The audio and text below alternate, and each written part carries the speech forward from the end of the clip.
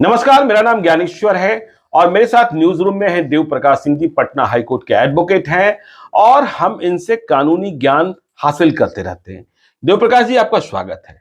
देखिए, एक समस्या आ रही है पुलिस के सामने भी, क्योंकि कानून ऐसा कहता है और सुप्रीम कोर्ट भी इस मामले में सख्त है कि जिन मामलों में 7 साल से कम की सजा हो उसमें आप गिरफ्तार ना करें और अभियुक्त को बाहर रहने दें। तो देखिए, शिकायतें क्या आती रहती है और इसका बेजा इस्तेमाल भी हो रहा है कि देखिए, चोरी तो आप समझते ही हैं, चोरी भी एक अपराध है। अब कानून की नजर में, आपके कानूनी किताबों में इसे किस रूप में परिभाषित किया गया, यह आप बताएंगे। हमने आपसे ही कहीं सुना था कि सेब का बक्सा, एप्पल बॉक्स, उसकी चोरी के मामले में बेल पिटीशन पटना हाईकोर्ट तक पहुंच गया। ठीक है, वो छोटी मोटी चोरी थी, लेकिन कानून छोटी मोटी चोरी और बड़ी चोरी दोनों के लिए एक है। तो ये भी शिकायतें आती हैं कि वह तो घर से 5 करोड़ रुपया चुरा कर ले गया जी, मैं तो गाड़ी में जा रहा था, गाड़ी में बैठा था, मेरा बक्सा गायब हो गया, उसमें मेरे 10 लाख रुपए थे जी। और जो इसके अभियुक्त बनते हैं या पकड़े जाते हैं या चिन्हित किए जाते हैं, कानून के हिसाब से उन्हें जेल नहीं भेजा जाता है, या जेल पुलिस ने स्पेशल पावर का इस्तेमाल कर और कारण बताकर भेज भी दिया तो वे तुरंत जमानत पा लेते हैं। तो क्या 50 रुपए की चोरी के लिए भी वही दंड, और 5 करोड़ रुपए की चोरी करने वाला भी जेल नहीं जाएगा, या फिर उसे जमानत तुरंत मिल जाएगी? देखिए, दो बातें मैंने कहा था जी। आपसे। एक तो चोर के बारे में सोचा था कि बाहर रहेगा तो फिर चोरी करेगा। तो मैंने कहा कि जो अपराध दोबारा कर सकता है उसको अरेस्ट करने में कोई दिक्कत नहीं। जी। एक जैसे मोबाइल चोर को है, मोबाइल बराबर स्नैचिंग करता है, उसको बाहर छोड़ देंगे दोबारा स्नैचिंग करेगा जी। तो उसको तो गिरफ्तार करना ही करना पड़ेगा, लेकिन बाद में उसको बेल उसको हो जाता है नीचे वाले कोर्ट से। साथ साथ यह भी मैंने कहा था कि चोरी का सामान किसी के पास से मिलना, अगर आपके पास 10 लाख रुपए चोरी के मिल गए तो गिरफ्तार तो होना है ही, वहां तो कोई रुकावट नहीं है, वहां गिरफ्तार होगा। कि चोरी का सामान अगर आपके यहाँ से बरामद हुआ है और लेकिन चोरी का, हमने कहा था चोरी आरोप के बारे में कि चोरी का अगर आरोप लगता है तो वो बेलेबल हो जाए, 3 साल का है वो नीचे वाले कोर्ट से ही बेल उनको मिल जाएगा, वो मैंने कहा था। लेकिन चोरी अगर पकड़ाया है, कोई आपने सामान गायब कर दिया, मैं जहां तक जानता हूँ 379 बिहार में तो सुने एक जगह लोहे का पूरा ब्रिज ही गायब कर दिया था। ठीक है, वो सरकारी संपत्ति बेचना। देखिए, 379 में जहां तक मुझे मेरी जानकारी है मुकदमा दर्ज होता है, 380 में दर्ज होता है। लेकिन आप मुझे यह समझाइए, मैं यह समझना चाहता हूं, आप कह रहे हैं कि सामान जब्त होगा तब वह जेल जाएगा, लेकिन मान लीजिए एबीसीडी किसी का घर है, उसके घर में काम करने वाले सर्वेंट ने, एबीसीडी किसी का ऑफिस है, उसके ऑफिस में काम करने वाले किसी स्टाफ ने चोरी कर ली और वह फरार हो गया।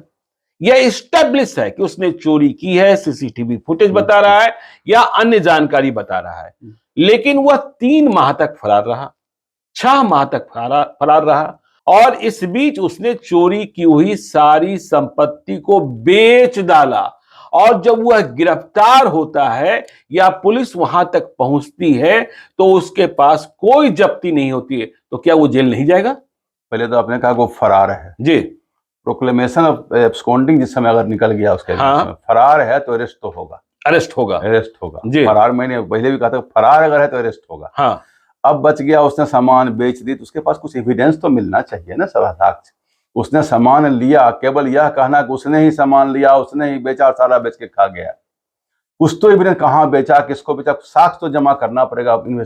जो इन्वेस्टिगेशन जो पुलिस करती है उनको साक्ष्य जमा करना मतलब तो ये हुआ ना, ऐसे केवल कहने से होगा तो किसी को पकड़ के बंदर कर देंगे। नहीं, मैंने तो कहा कि सीसीटीवी फुटेज बता रहा था, क्या स्टाफ बता रहा था कि वहां उसने चोरी की है, लेकिन इसने जाकर सामान, फुटेज को उतना बड़ा प्रमाण नहीं माना गया। ठीक है, इंक्वायरी के लिए स्टार्टिंग में माना जाता है प्रमाण, सीसीटीवी फुटेज पे केवल किसी को पनिशमेंट हो जाए कि उसने ही सारा माल लिया और ले, बहुत सारा और भी मामला हो सकता है। उसमें वो सामान ऐसे ही किताब उठा रहा है, फिर बाद में वहां रख दिया है, वहां दूसरे टेबल पर जाकर के। सीसीटीवी फुटेज इतना प्रमाणिक नहीं है कि उसके ऊपर किसी को सजा हो जाए। तो मतलब कानून इतना अंधा है कि वो सामान ना मिलेगा जो चुरा कर ले गया, उससे सजा नहीं होगी? नहीं, कानून जिस समय चोरी होती है उसमें आप FIR कराएंगे जी।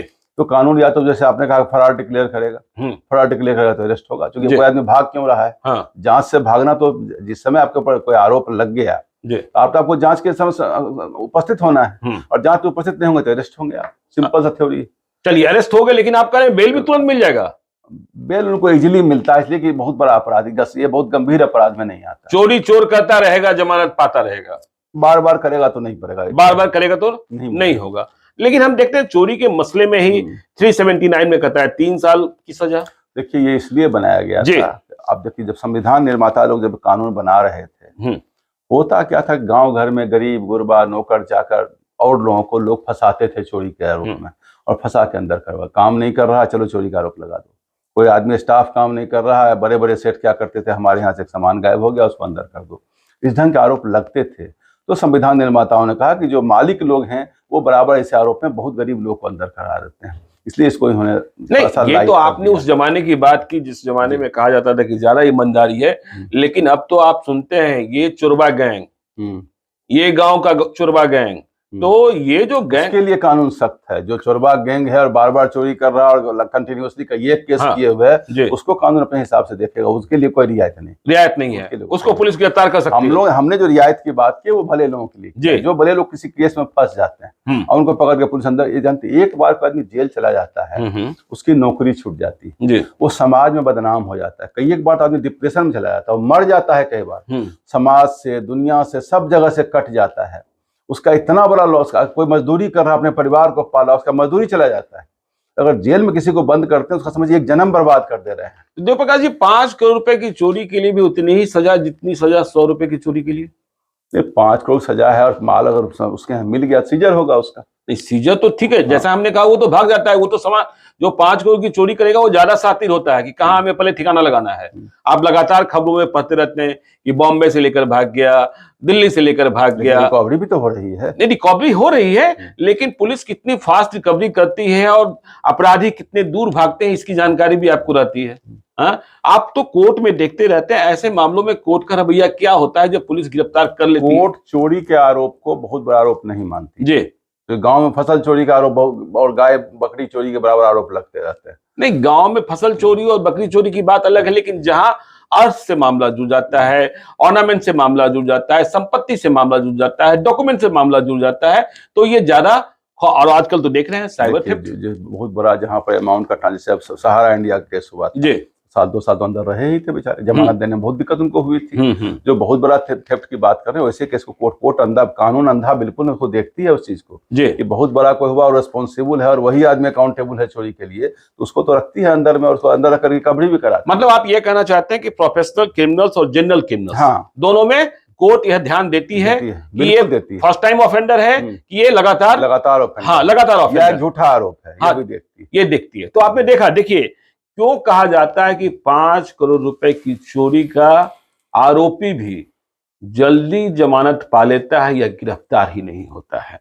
तो देव प्रकाश जी से हमने समझा और हमारे जो सवाल थे वो आपके सवाल थे। तो ऐसे ही मसलों पर हम कानूनी ज्ञान लेते रहते हैं, देखते रहिए हमारे चैनल को।